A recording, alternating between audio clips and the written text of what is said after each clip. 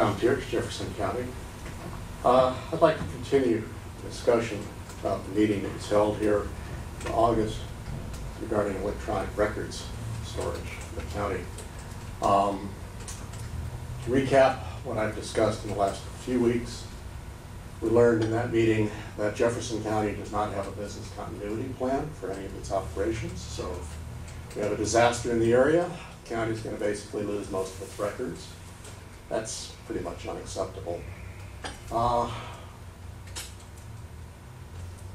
also irresponsible on the part of the government to operate in that manner. You know that certain parts of the government, the county's records are in fact backed up off-site. Some of the things like the title documents and so forth, but certainly not all of the essential documents that are required to run the county.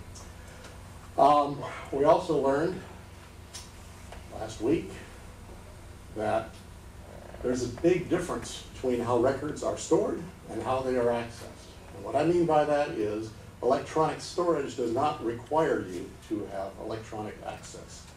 In other words, the speed with which you connect to the internet at home and might want to look at county documents has absolutely nothing to do with the fact that those documents might be stored electronically.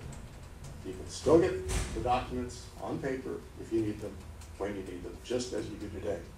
So that whole discussion that took place during that meeting was completely off topic, irrelevant, and misleading. And I really want you guys to understand the big difference between storage and access. Two completely different topics. Let's not get them confused again. Now, another thing that came up was pretty much on the area of the big lie. It was stated during that meeting that converting to electronic records storage is a, quote, all or nothing proposition, to quote Commissioner Sullivan, with which Mr. Sarton agreed. Yes, that was his experience and his understanding of how it happened with other counties. Well, a couple of weeks ago, I sent you a copy of a notice from the Secretary of State's office in which they described their local records grant program, which clearly demonstrates that it is not anything like an all or nothing process. Last year, they handed out $2.5 million in small grants, $30,000 at a time. Kittitas County got 6 such grants, each for different departments. They didn't do it all at once. Clallam County got 3 grants last year, about $30,000 apiece. 2 of them were separate grants for the county auditor's office. They didn't do it all at once. Each of these departments is doing this stuff independently of one another. It is not all or nothing.